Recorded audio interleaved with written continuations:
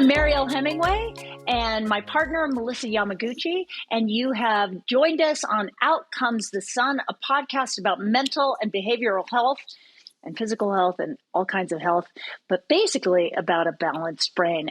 Today we have an amazing guest, and I'm going to throw it over to you, Melissa, so that you can give the intro. I am more than happy to. We have, as Mariel said, we have a lovely guest today. His name is Jeff Dill. Mariel and I had the fortuitous opportunity to meet Jeff when we were in Vegas at an event, and he was, in true fashion of his industry and of his work, he came up to Mariel, approached us, and we were delighted to have the opportunity to be exposed to all the work he's doing. And besides that, get to talk to him at various times and learn what a lovely man he is. But let me get down to the particulars for you. In 2010, Jeff Dill founded the Firefighter Behavioral Health Alliance. He travels the United States and Canada holding workshops to educate firefighters, dispatchers, and EMS about behavioral health awareness and suicide prevention. And this is an interesting fact that I think is worth sharing. In 2010, Firefighter Behavioral Health Alliance, FBHA, began tracking and validating data on all firefighters, EMS, and dispatcher suicides across the United States.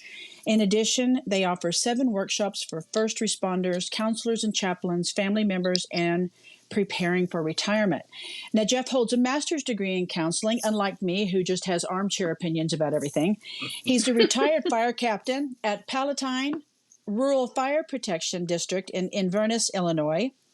He speaks internationally about his work for his brothers and sisters in the industry. The past 10 years, he has traveled over 750,000 miles, and after this, we'll be discussing how I can be a part of the friends and family benefit for Jeff. His message offers hope and inspires all to enjoy life by understanding each person's own behavioral health. Now, on July 1st, some current news. On July 1st of 2021, Jeff was appointed the new behavioral health administrator for Las Vegas Fire and Rescue. Jeff, we're so happy you're here with us. Well, thank you. I appreciate it. It's an honor to be here, Melissa and Mariel. It's a subject matter that it's one of those things that you just wonder, how did I ever get on this path? Or why did the good Lord put me on this path? And it's one that I don't question. I just follow and try to help out my brothers and sisters. Mm-hmm. Well, that's awesome. We are, first of all, I'm really, thank you for the work that you do, because it's so incredibly important. We spoke with Mike McGrew a week ago. He'll be in our next podcast. And what you're doing is so important, but I want to know specifically what it is that you do when you go and you speak all over the country. What kind of workshops? Like, what are the techniques, or, what are the tools that you're using? Because I'm really fascinated with solutions. I think we all know that there's a problem, but what are the solutions that you've come across that are working? Well, what we found very quickly in 2010, being in the fire service, I was a battalion chief at that time in the northwest suburbs of Chicago. And when my wife and I founded FBHA, found out really quickly that we don't talk about behavioral health in the fire service. It just was not something that you discussed. Anything with addictions, PTSD, marital relationship issues, and then suicide. So it was a big challenge. And when we actually founded FBHA in 2010, we took a lot of hits. A lot of organizations saying PTSD, that's a military issue, and suicides, you're making up the numbers and things like that. Wow. So now we've seen here in 2022 the hundreds and hundreds of organizations now that are out here helping out our brothers and sisters. And so what makes us different, though, is the validation process and the interviews.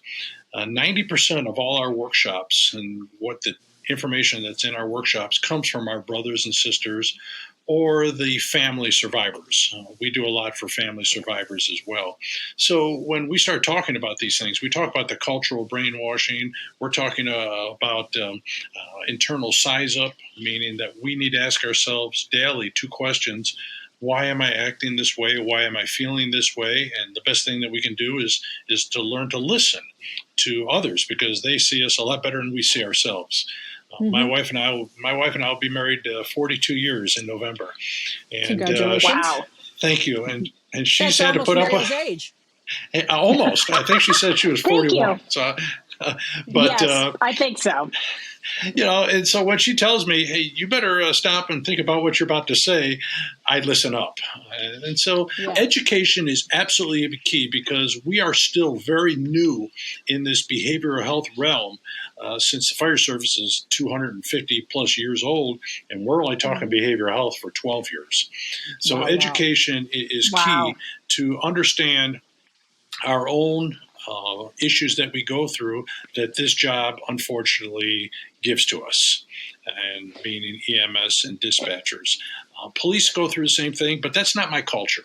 So it's not to say Right. that we haven't spoken in front of police. I've spoken in front of 500 LA police officers, but that's not my culture. And as much as Right. people want to lump fire and police together, we are totally different. And so I I just bet stick you are. to what I know. And yeah, and the fire. So you're talking to firemen, and there's just like there are with the policemen, but there's a tremendous like stigma around addiction, PTSD, all that stuff. Just like you said.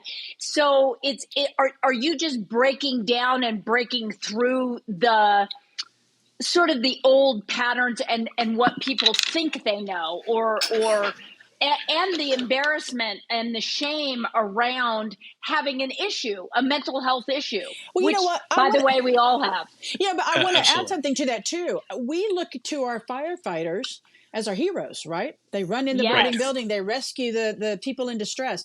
Our firefighters are the heroes, and nobody wants to hear about Superman and Batman in therapy. So Well, there's a right. Absolutely. And here's a question I will ask you ladies that I always start off our workshop for our counselors and chaplains and our family members. If I said to you, when you hear the word firefighter, what words come to your mind? Just shoot off some Strong. words. What comes to you? Strong. Strong. What else? Mm-hmm. Anything else? Strong, handsome. Brave. Sorry. Brave. Sorry. Well, I break that down, Mariel, so that doesn't fall. But yeah, strong, brave, courageous, No, heroic. I'm just kidding. No, brave, strong, you know, impenetrable, like Right. unstoppable, like all of Absolutely. those kinds of. So in 11, 12 years in my speaking, I've never heard people say, well, they got anger issues. They have addiction issues. They have relationship issues. Right. And so society is culturally brainwashed as well. Now imagine us in the fire service and EMS world, dispatcher, every time we put this uniform on, we are expected to be at that level. Strong, brave, courageous, give help, don't ask for help. I handle all issues on my own. And when you're challenged either in your personal, professional life, and you have to maintain that, now you see why so many of us struggle, and it's difficult to do. Yeah. Yeah, it's kind of interesting because in comparison to the policemen, we have a hint that they have issues with anger issues, but firemen are it's a higher level of like we glorify them. I mean, more to your point, I'm accentuating that point, and that's rough. That's a tough thing to be under. It's kind of like being a celebrity and you think, oh, they don't have any problems, right? Oh, Right, they've got the right. world by their yeah. And it's very challenging. And I'm sure having to go into those situations every single day and deal with the kind of trauma that they deal with, that's trauma to them. Correct? No, absolutely. And in fact, we just finished a national survey, and we're about to produce a white paper within the next month and a half on moral injury. Moral injury, I believe, will play a larger role than post-traumatic stress for my brothers and sisters. And so these are all things that. What is moral injury? So moral What injury. Is moral injury? Moral injury is a military term, but it's based on the presumption that we are born to do good. We want to help others and things. Then we get into the fire service and we're trained to save lives. Well, over time, we start seeing more and more people die and injured. We feel like we couldn't save them. There's betrayal that falls under moral injury. So now we start feeling shame and guilt. And so these things now are starting to really affect us. And so you can have PTSD and moral injury at the same time. The problem is that so it's kind of is it kind of chipping away at your self-esteem, at your core being, like at how you perceive yourself? It's kind of chipping away so that you're feeling less and less strong in your inner self. Yes, and that lack of loss of confidence too. So it's really wounding our heart and our spirit. Where PTSD is based on trauma from things you see, these are the things you feel, and from seeing it. And betrayal is a big one because in the first responder world, about 65% is the divorce rate. So when management is betraying us, or we haven't treated our loved ones right and now they want a divorce, or maybe they had affairs or we had affairs. So betrayal plays a major role. And little do people realize, everyone really wants to talk about PTSD. And when it comes to the suicide data, the number one known reason of my 1,766 that I have validated is marital and family relationships. So we really, that's why we have workshops to help families is understand why we act the way that we do and how it affects your family at home. Jeff, so you actually have, I'm sorry, Melissa, okay. You actually have like families come together and people in relationship, like interacting? No, actually, we have workshops for the families to attend, but not the first responders. When we had the first responders first come in with their families, and for this particular workshop, we found out really quickly the spouses and partners don't say anything because they didn't want to get home and get chewed out by their loved one. And so we separated it, and then it just flourished. And so, but we do have an annual weekend retreat for family survivors. And those are the most incredible weekend retreats you could ever imagine. They are the strongest and bravest people I've ever met in my life. They come together, they share their pain, they help others get through their recent losses. So that is, it's called Those Left Behind, the weekend retreat. And so we've done that for 8 years in a row. And it's just, we couldn't do it this year because we just didn't have the funding. I have a question for you. Go ahead. Have your statistics changed over the years? Have you noticed since you started this in 2010 that the numbers have altered? Like they say that the divorce rate nationwide has the variances on that. So have you noticed a shift?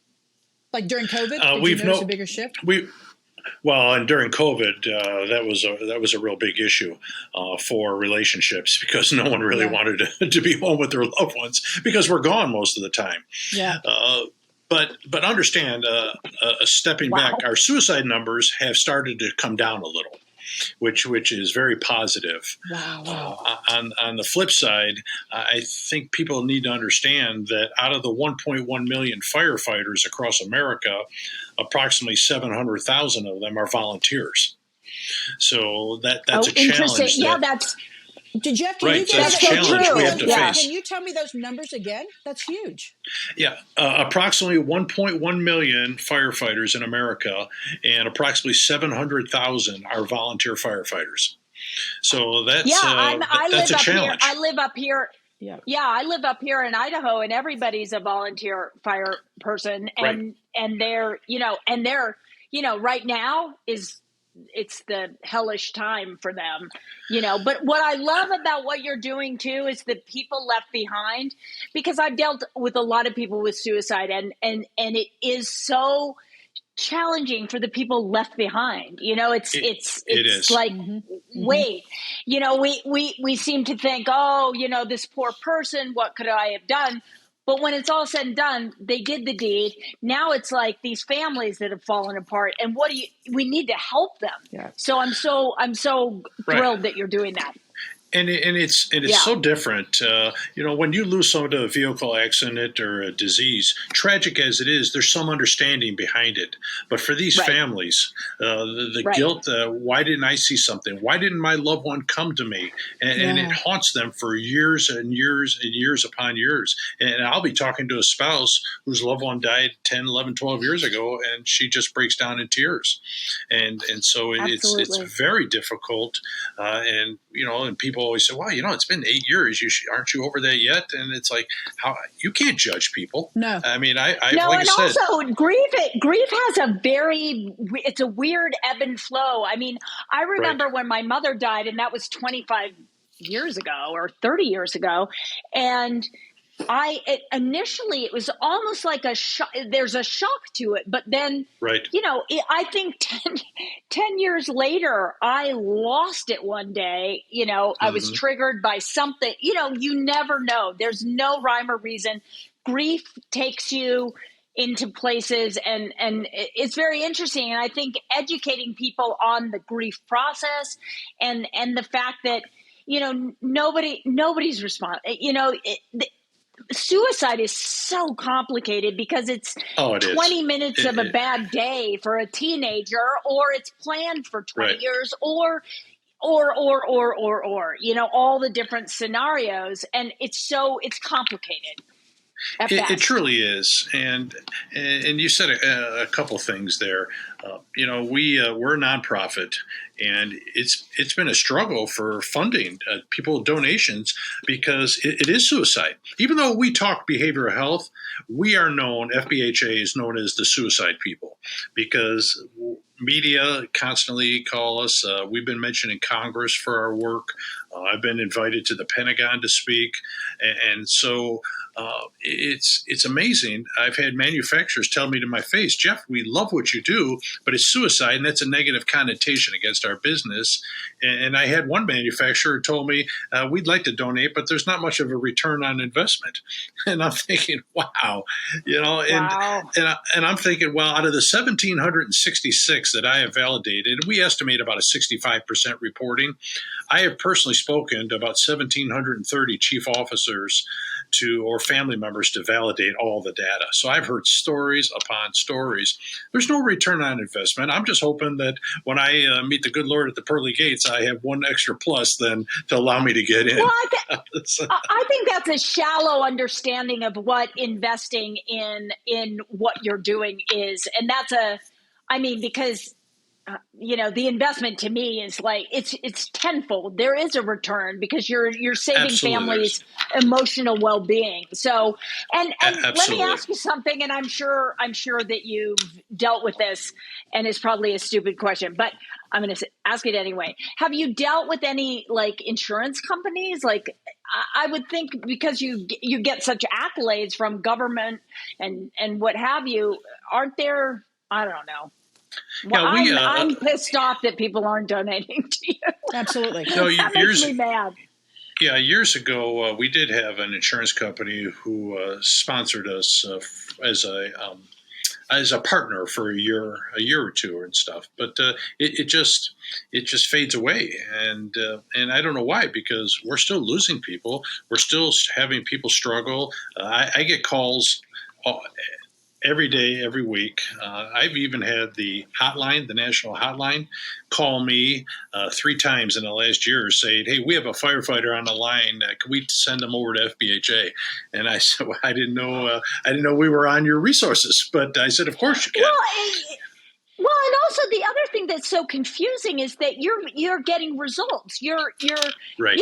seeing that the numbers are going down. Maybe it's not hugely significant yet, but your work is helping people. So that doesn't make any sense to me. I'm gonna help you. I don't know how, Yeah. but I'm gonna Well, help. we'll start blasting out Yeah. information about you to the followers of MH Foundation, as well as Mariel's got a really healthy following. Also, we'll start putting word Well, out.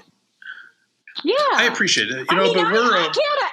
Yeah. Go ahead. Sorry. well, I was just going to say, I get my wife excited. and I, we're very humbled. I mean, we get notes from firefighters, EMS, families, children that write and say thank you for helping my daddy, and we don't put that on Facebook and stuff. That's between me and the good Lord, and we don't brag about that stuff. We just help. We just help out people, and like I said, I was raised by some great parents, and we were raised to help others, and that's just it's just the way that it is. Unfortunately, Jeff, we live in a world that is so everybody wants to see stuff. You know how it is, Right. because you're EMS and you deal with EMS, and people are rubberneckers. They want to see things. Right. So the sad thing is we've got to figure out a way. We've got to figure out a way to help you, to allow people to hear your stories, because it's those stories that turn people's heads, because if our heroes are falling apart and their children are writing you notes, that's profound, and that makes people pay attention. Yep. Right? Yep. That's what meant. And yes, it is between you and the good Lord, but it's also between you. You got those messages because there are messages that need to go out to the public for them to realize the profound effect that you're having. Well, and we're all, you've alluded to we're brothers and sisters in the industry, but we're brothers and sisters on the planet.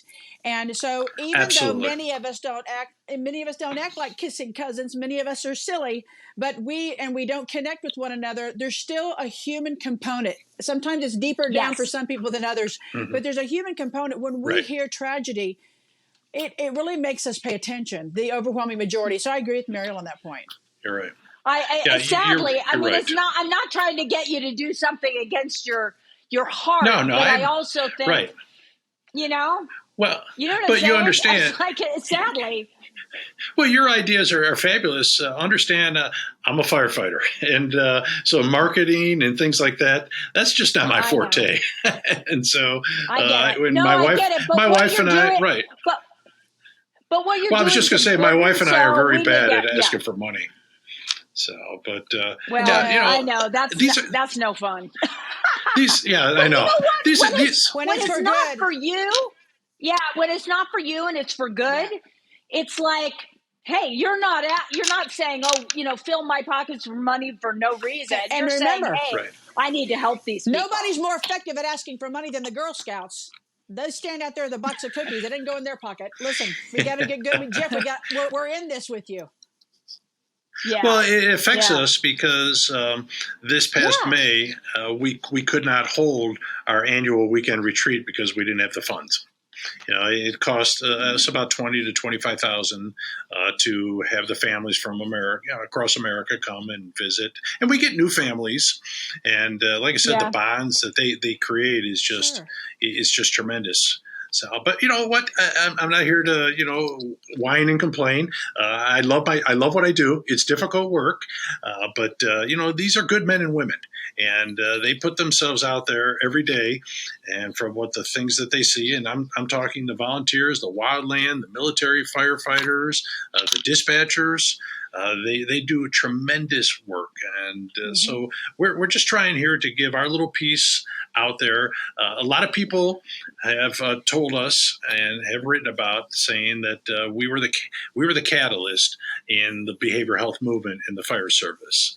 And I'll share a quick story. That's powerful. Huge. Never forget that. What you're doing. So you don't have to change what you're doing or how you're doing it, but maybe there's a connection. And I know that Melissa and I will put our thinking caps on, and maybe there's a way to do an event, do your event, link it to something that's going to go out to social media, because unfortunately, that's kind of the only way you can get something to be viable anymore and get money for it. It's hard. It's really hard. I'm not saying that from a wealth of experience on how to raise money, but I think it's too important to. I want you to have your yearly event. Oh yeah, what you're doing for the families is masterful, and the technology component of it. Yeah, we definitely, we're going to get the word out. Absolutely. We'll make it a part. Yeah. So 100%. I had to share a story with you.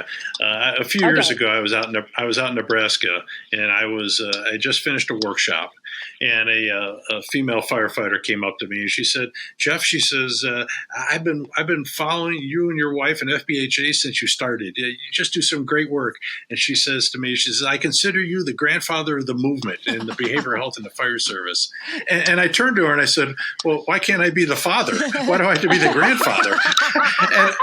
and I never saw someone turn so red so fast in my life. And I said, "I'm just teasing with you. I'm just teasing with you." I know. But I know. I know. I've met some great people, and unfortunately, I've lost some great people that I've met that took their lives. 18 so far, so I keep that number, and it's tough. It really is, because they call, they're asking for help, they want to work on different programs and start for their own departments, and then next thing I know, I get a confidential report that they took their life, and it's like, all right, what did I miss? And but we are damn good actors in the fire and EMS world. We can put our pain, hide it away. So it's a challenge every day to make sure that we try to take care of our brothers and sisters. We vet counselors that work with first responders. I work with the National Volunteer Fire Council, and I've now vetted over 500 counselors that work with first responders, and that list is on our webpage so that our brothers and sisters can go to them and see who's in their area. So, like I said, I never lost anyone growing up to suicide. I never had any friends. I saw it on the job outside of Chicago. So I always wonder why I got put on this mission, but I don't question it. I just do it. So. Well, and let me ask you something. So you're based out of Las Vegas, but you're national, correct? Yes. In fact, I was supposed to speak in Germany, but then COVID hit. So it's, but I speak I've spoken a lot in Canada as well. Yeah. Yeah. So that's fantastic. Just keep doing what you're doing. We'll figure out some way we can get the word out for you more, because it's just too important. It's just absolutely too important. And I appreciate both of you for having me on here, just to talk a little bit about who we are and what we do, and the things that we're trying to accomplish, and for the future as well. So we have 4 other instructors, and we're trying to crisscross across America, and doing the best we can. Well, absolutely. Yeah, and once the Mariel Hemingway Foundation, because we also need to get funded, but because eventually what we want to have is a website that will direct people, wherever they are. If you're a firefighter and you need help, we're going to direct them to you. If you're a police officer, we're going to direct them to 911, whatever. We're going to direct people to where they need to be. And that's so important. I think what's so difficult is that people don't realize there is help. And that's right. Powerful.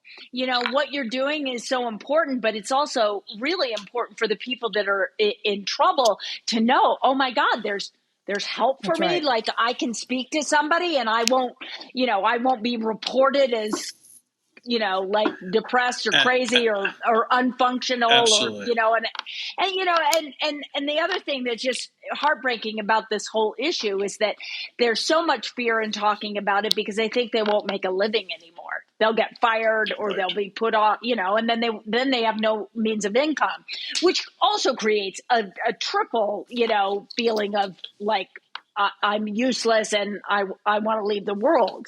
And that's horrible. Absolutely. Well, years ago, unfortunately, within about a year and a half, I had 7 firefighters who called me in tears saying, "Jeff, I went and got help. I was diagnosed with PTSD and I was fired." And so that's a problem in our world.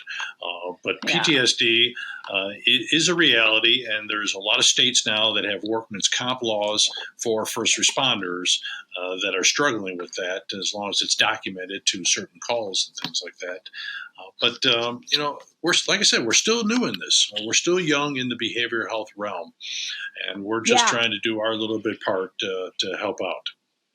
Well, you're doing an incredible job. We are so honored to know you, and to be, I feel like, I just know we're gonna do something in the future together. I thank you so much for coming on our podcast, and dealing with our little hiccups, because we had a few, No, but nobody needs to know about it's them. none whatsoever. It's a great honor, and I appreciate all your work that you do. I've been watching a lot of your podcast, and I saw about your book Aw. and things. So you're doing some great work out there, and just keep it up, and may you be blessed with that. And you as well, and we'll stay in touch, and it's going to be exciting to get this out into the world more and more and more and more. And yeah, so Melissa and I are thrilled that you came on today. I Thank you appreciate so it. much, Jeff. It's important stuff. Yeah. Thanks, Thank you. Melissa. I treasure both of your friendships. I truly do. Thank you. Thank you. Awesome. Thank you so much for joining us today on Out Comes the Sun.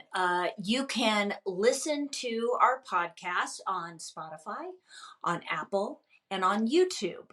And you can donate to the Mariel Hemingway Foundation at the marielhemingwayfoundation.org. And I want to spell Hemingway for you, HEMINGWAY.org. I only say that because a lot of people put two M's, and that just won't work. Also, if you're watching on YouTube, you can go to the donate button at the bottom, and it will take you right to a link with the QR code. And if you go to marielhemingway.org, you can also press the donate button and be able to donate to the foundation, which is designed to help guide people towards finding the right solutions for their mental health issues. That is my goal. I'm just trying to raise money so I can come up with an app and a website that has all the information you could possibly want to know about mental health and where to go. But we are in the process of making that happen, and your donation means so much to us. So thank you so much, and we'll see you next week.